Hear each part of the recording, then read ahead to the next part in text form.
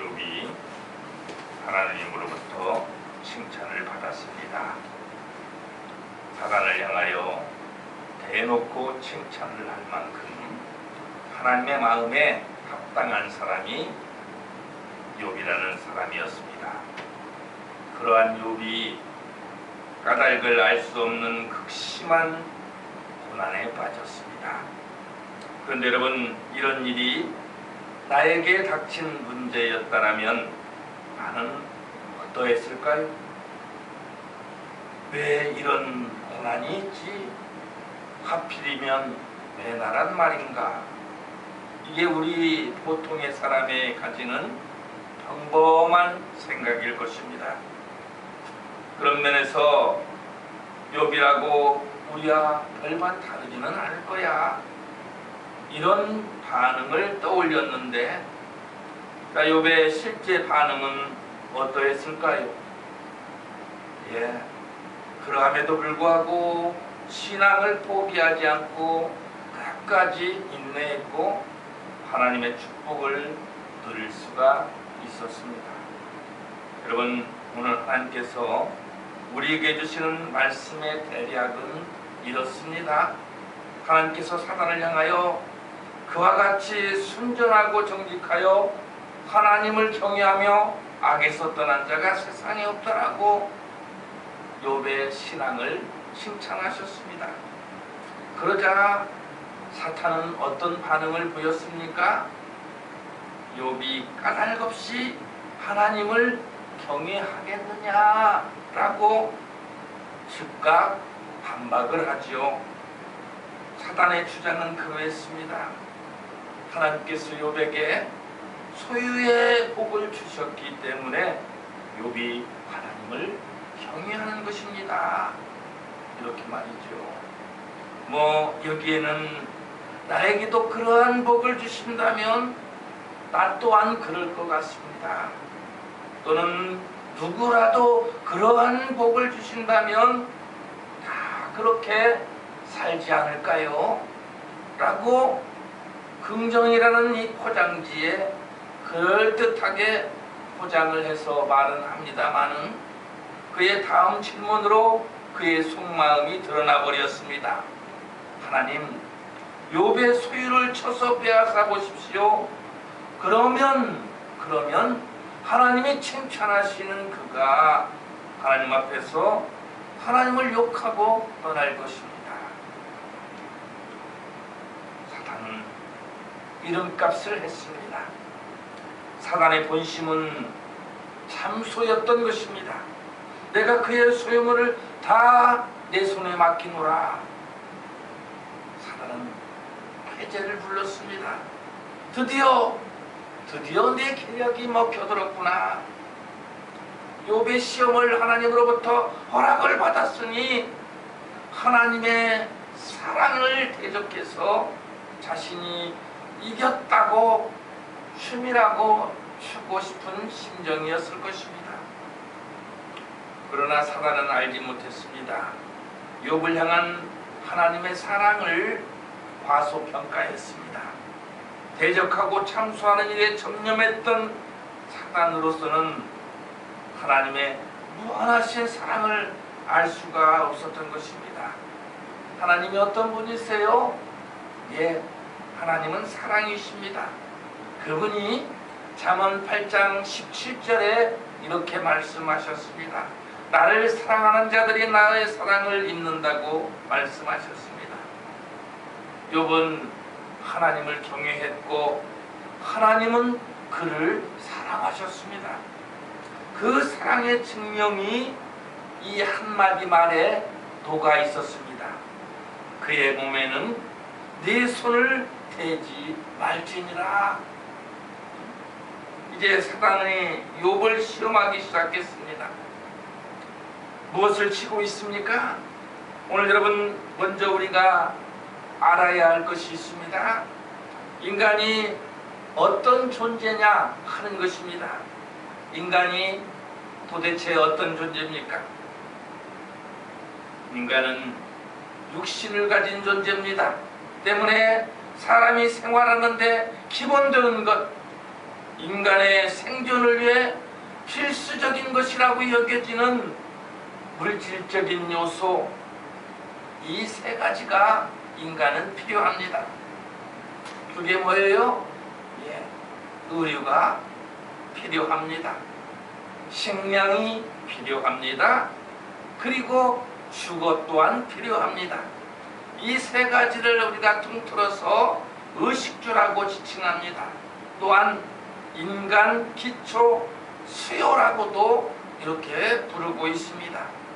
이 세 가지 요소를 통하여 인간은 기본적인 라이프 스타일을 유지하며 그 기반 위에서 신체적인 것 또는 정신적인 자기 개발을 시작할 수가 있는 거예요.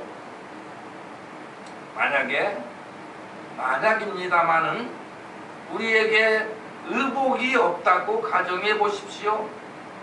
춥거나 덥거나 할 때 정말이지 생존하기가 어려울 것입니다. 옷이 없으면 상처가 생기기 쉽고요. 그래서 또한 그로 인하여 죽을 수도 있습니다.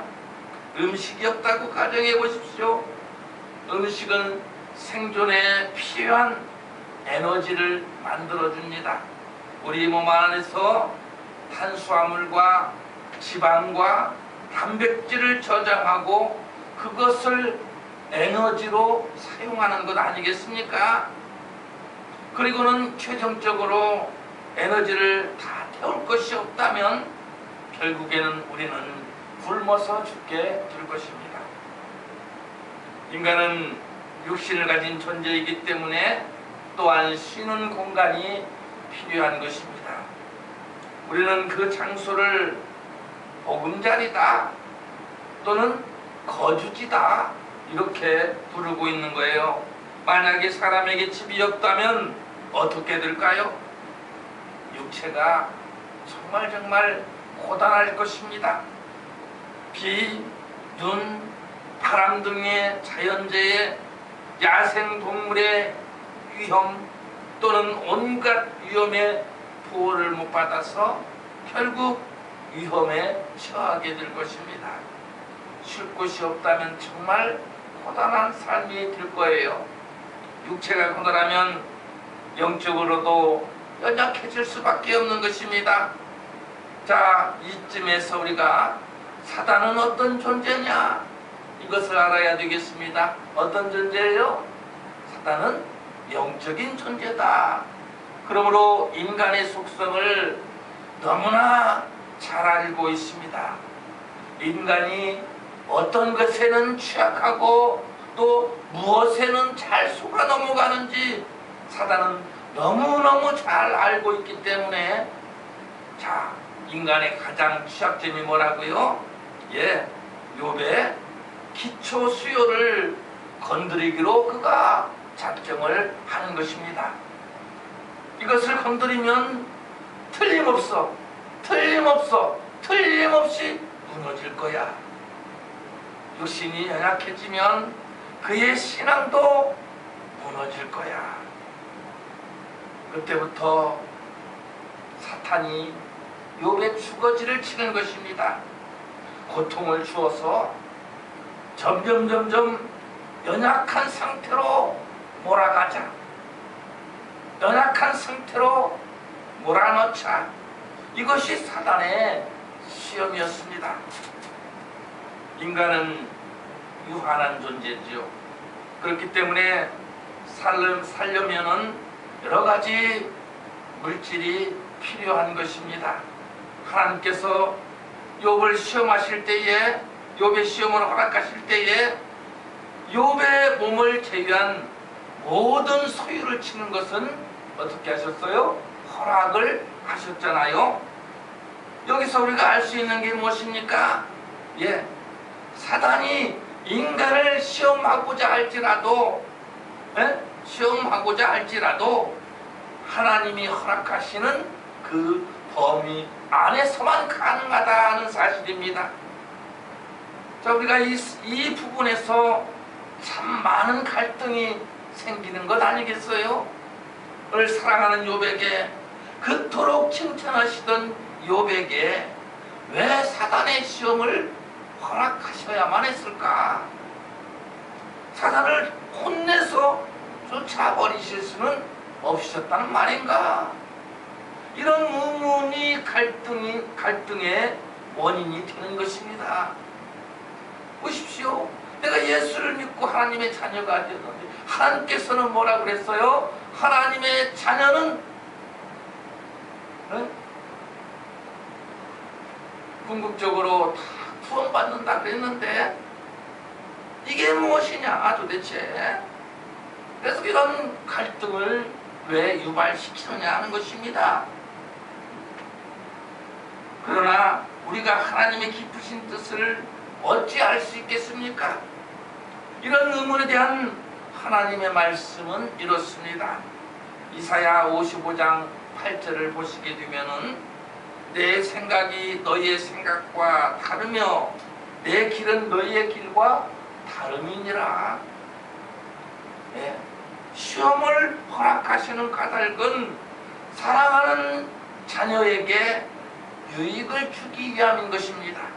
왜냐하면 환난은 인내는 연단은 소망을 이루기 때문이라고 로마서 5장 3절로 4절에 말씀하고 있기 때문입니다.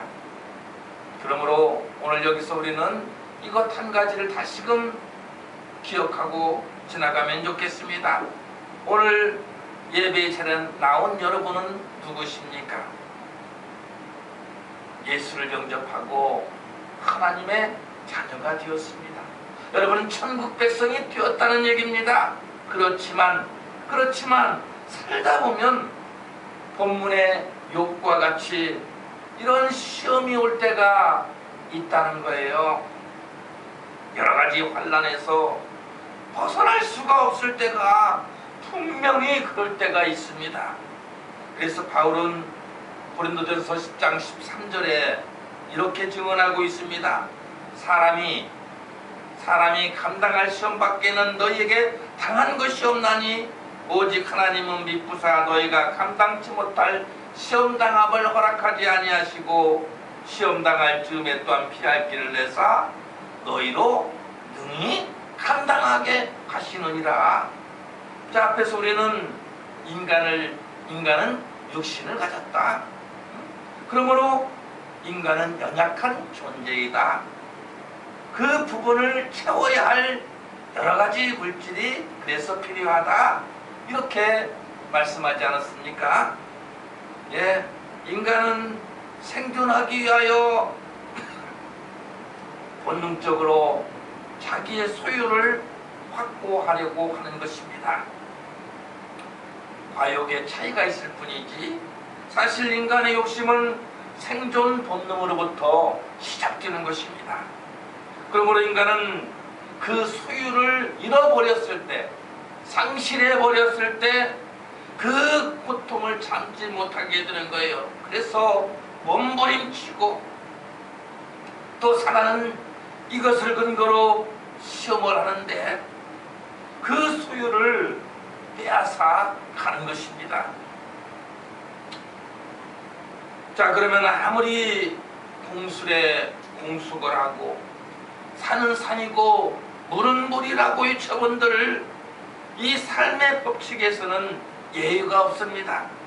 그러면 사탄의 시험에 넘어지지 않을 수는 없다는 말입니까? 그러나 성경은 이렇게 말씀하고 있습니다. 있다. 예, 있다는 거예요. 넘어지지 않는 비결이 있다. 그 비결이 무엇이냐? 자, 비결은 이것입니다. 모든 것이 하나님으로부터 와서 하나님께로 간다는 사실을 아는 사람은 사단에 미혹되지 않는 것입니다. 오늘 사단이 인간을 시험할 때 쓰는 방법 두 번째가 있습니다. 육체적인 고난을 통한 시험입니다. 이 방법을 언제 사용하냐고요? 자, 물적인 피해를 줬음에도 불구하고 졌는데도 불구하고 그가 넘어지지 않는 거예요. 아니, 이러면 안 되는데 이 정도 했으면 분명히 넘어져야 되는데 넘어지지 않는 거예요. 자, 그때 사용하는 시험이라는 거예요. 첫 번째 시험이 실패하면 이제 사람의 육체를 건드리는 것입니다. 육체를 건드린다는 것은 질병을 일으킨다는 말이죠. 이제 사단은 2장 5절로 8절에 보시면 이런 방법으로 욥에게 접근하고 있는 것을 우리가 보게 되는 것입니다. 하나님께서는 욥의 생명을 제외한 모든 것을 사단에게 위임하셨기 때문에 사단은 허용하는 모든 방법을 다 동원하려고 하는 거예요. 그리고 사단은 욥의 몸을 치는데 어떻게 쳤습니까? 그의 발바닥에서 정수리까지 종기가 나게 한지라. 온몸에 악창을 붙였습니다. 악창은 무엇이냐? 종기의 일종입니다. 그런데 이게 얼마나 독하냐면 점차 퍼지더니 온몸에 퍼져서 암과 같이 되는 거예요. 거기서 멈추지 않고 이제 더 심하게 진행이 된다고 하면은 살점이 떨어지는 거예요. 수족이 떨어져 나가는 거예요. 뚝뚝뚝뚝 막 잡기만 해도 떨어져 나가는 거예요. 그런 끔찍한 병이 이 악창이라는 질병입니다. 생각해 보십시오. 우리 악수합시다. 손을 잡았는데 그냥 발이 쑥 빠져버리는 거예요. 떨어져 나가는 거예요. 악창의 목적은 명확해요. 인간을 나약하게 만들고 죽음에 대한 공포를 심어서 하나님 말씀에 반항하게 하는 것이 악창이 주는 목적입니다. 우리가 이 악창을 경험하지 않아서 우리가 감히 욥의 그 고통을 온전하게 느낄 수는 없지만은 우리는 기록된 말씀을 통하여 조금이나마다 그 고통을 우리가 함께 할 수가 있는 겁니다. 2장 8절을 한번 보십시오. 욥이 어떻게 하고 있나요? 제 가운데 앉아서 질그릇 조각을 가져다가 몸을 긁고 있습니다. 조각이라는 것은 질그릇이 깨졌습니다. 깨진 그 질그릇 조각은 날카로워요. 얼마나 가려웠으면 그 조각을 가져다가 득득 긁고 있겠느냐. 제 가운데 앉았다는 것은 극도로 슬픔을 표현하는 내용이지 않습니까? 기와적으로 긁고 있다는 것은 악창이 견딜 수 없는 가려움증을 동반한다, 수반한다 하는 뜻입니다. 자, 그런데 더욱 기가 막힌 것이 있습니다. 사단의 악랄함입니다. 비참한 상태에 놓여서 몸부림치는 욥의 곁에 누가 있습니까? 한시도 떨어지지 않는 하나님이 짝지어주신 그의 아내가 있었습니다. 이유를 알 수 없는 물적인 손해도 그녀도 지켜보았습니다. 욥이 견디지 못하고 고통에 몸부림치는 그 악창의 발병 과정부터 지금까지를 다 보고 있었습니다. 여러분, 아내가 무엇입니까? 아내의 존재는 어떤 것이어야 합니까? 창세기 2장 20절로 23절을 보시면은 여기에 대한 이야기가 나오고 있어요. 아담이 돕는 배필이 없음으로 했습니다. 하나님 보시기에 돕는 배필, 원문을 보니 에제르, 곁에서 돕는 자라는 뜻입니다. 하나님께서 아담을 깊이 잠들게 하시고 그가 잠들매 그 갈빗대 하나를 취하고 살로 대신 채우시고, 아담과 하와는 둘이 되었지만 그러나 처음부터 하나였다는 사실입니다. 아담과 하와가 그래서 부부입니다. 부부가 뭐예요? 부부는 곁에서 서로가 서로를 돕는 자입니다. 좋을 때만 함께하는 것이 아니라, 그런데 요즘 보면은 이혼율이 높잖아요. 왜 그럴까요? 좋을 때만 함께하기 때문에. 힘들고 어려우면 그걸 견딜 수가 없어서 그냥 헤어지는 것입니다. 그러나 부부의 원뜻은, 하나님의 본뜻은 무엇입니까? 언제나 기쁠 때나 슬플 때나 나쁠 때나 좋을 때나 건강할 때나 질병이 걸렸을 때나 언제나 곁에서 돕는 자가 부부라는 사실입니다. 그게 부부라는 인연입니다. 원래 하나였던 존재. 아담이 하와를 보고 너무너무 기뻐서 이런 노래를 불렀지 않습니까? 이는 내 뼈 중에 뼈요 살 중에 살이라. 이렇게 좋은 관계가 부부여야 되는 것입니다. 주님께서 부부에 대한 정의를 내리셨습니다. 마태복음 19장 6절에 보시면은 그런즉 이제 둘이 아니요 한 몸이니. 우리가 결혼식 주례에서는 가장 많이 인용하는 구절이 아닐까 싶습니다. 마가복음 10장 9절을 보십시오. 그러므로 하나님이 짝지어 쓰신 것을 사람이 나누지 못할지니라. 그래서 사단의 악랄함이 더욱 잘 드러나고 있는 거예요. 아담이 그의 아내를 향하여 내 뼈 중에 뼈요 내 살 중에 살이로라고 그렇게 노래하지 않았습니까? 그 존재가 하와이지 않습니까? 그리고 주님이 선언하지 않으셨습니까? 이제 둘이 아니요 하나이니 나눌 수가 없다라고요. 하나님의 말씀입니다.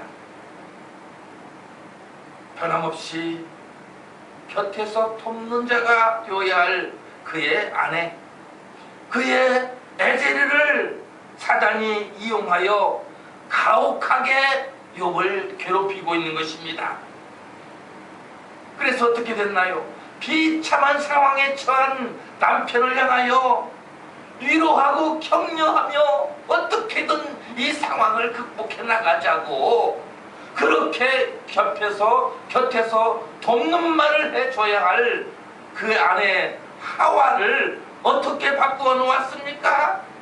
네? 그래도 당신이 믿음으로 살고 싶으냐? 차라리 하나님을 욕하고 되져라 되져. 심하게는 이런 표현을 했지 않겠습니까? 여러분, 사단의 도구가 되어버리는 어리석은 자가 되지 않기를 바랍니다. 욥과 같이 끝까지 믿음의 절개를 지키는 오늘 여러분이 되시기를 바랍니다. 이제 사단의 시선은 욥의 가족에게로 향합니다. 그렇게 부부를 이간질시켜서 아내를 떠나가게 만들어버린 그 사탄의 속으로 쾌재를 불렀지만 이제 무너지겠구나. 그러나 욥의 신앙은 어땠습니까? 그럼에도 불구하고 믿음은 굳건했다는 거예요. 그러자 이제 사단의 시선이 욥의 가족에게로 향했다는 말입니다. 그의 가족이 구성이 어떻게 됩니까? 자, 우리가 가족이라는 그 구성에 대하여 민법에는 어떻게 말하고 있냐면 친족의 범위는 8촌 이내의 혈족, 4촌 이내의 인척, 그리고 또 배우자라고도 하고 있고요. 민법상 가족의 범위에 대해서는 배우자, 직계 혈족 및 형제 자매, 직계 혈족의 배우자, 배우자의 직계 혈족 및 배우자의 형제 자매, 이 경우에는 생계를 같이 할 때 포함이 된다라고 칭하고 있다라는 사실입니다.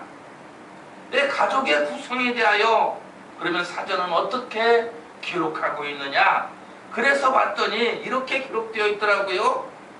부부를 중심으로 하여 그로부터 생겨난 아들, 딸, 손자, 손녀 등 가까운 혈족들로 이루어지는 집단을 우리는 가족이다, 이렇게 말하고 있습니다. 사전이 그렇게 정의하고 있습니다. 예, 사람에 따라 가족의 구성을 어디까지로 볼 것인가는 사람에 따라서 참으로 다양한 의견을 가지고 있더라는 거예요.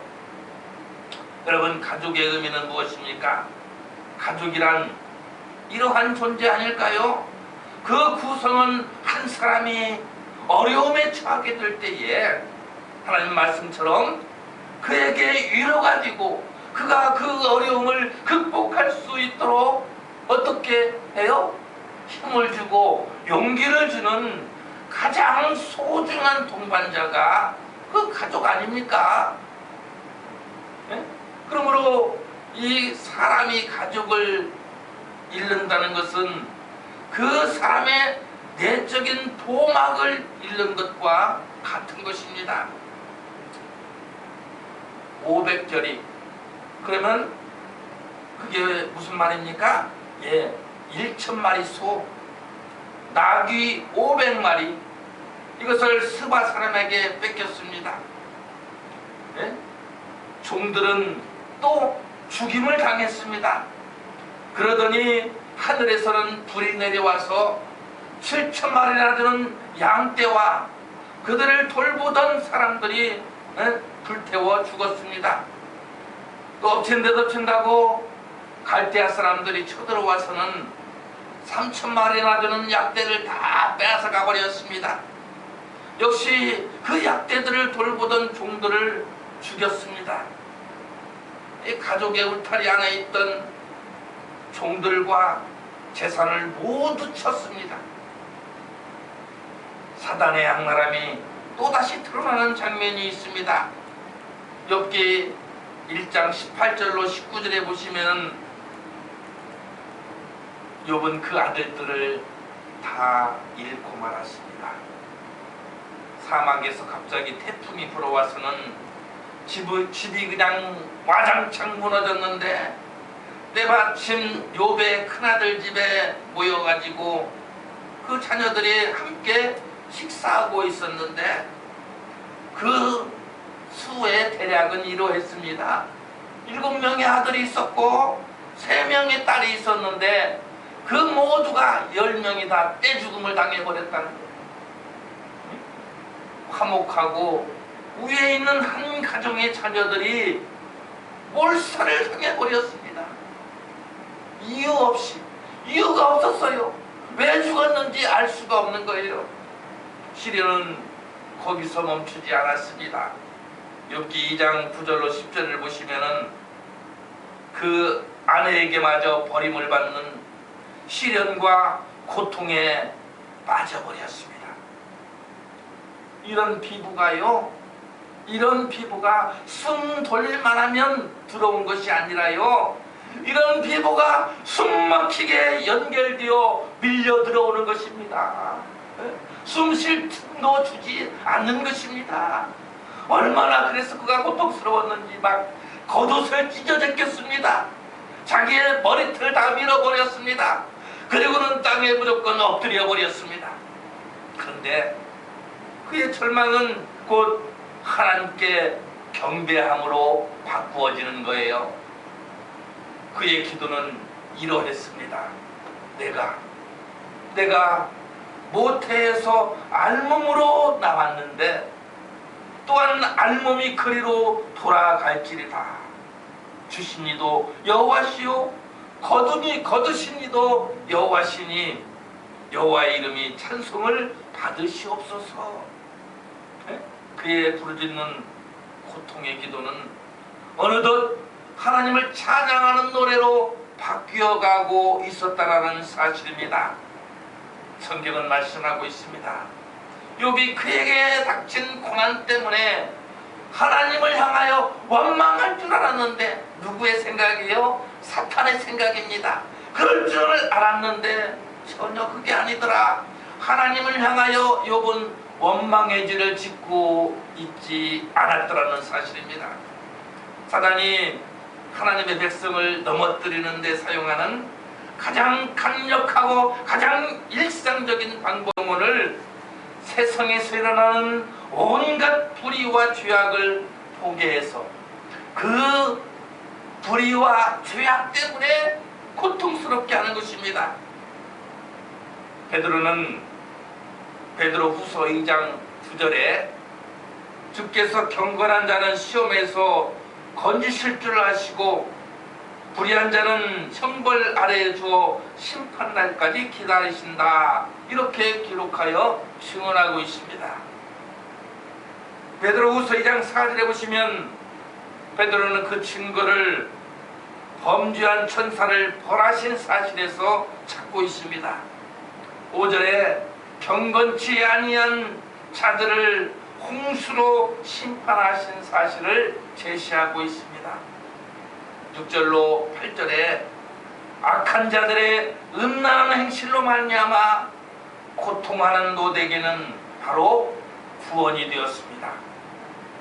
그러므로 오늘 예배는 여러분에게는 사단의 시험으로 인해 죄의 올무에 빠지는 그러한 어리석음이 없으시기를 바랍니다.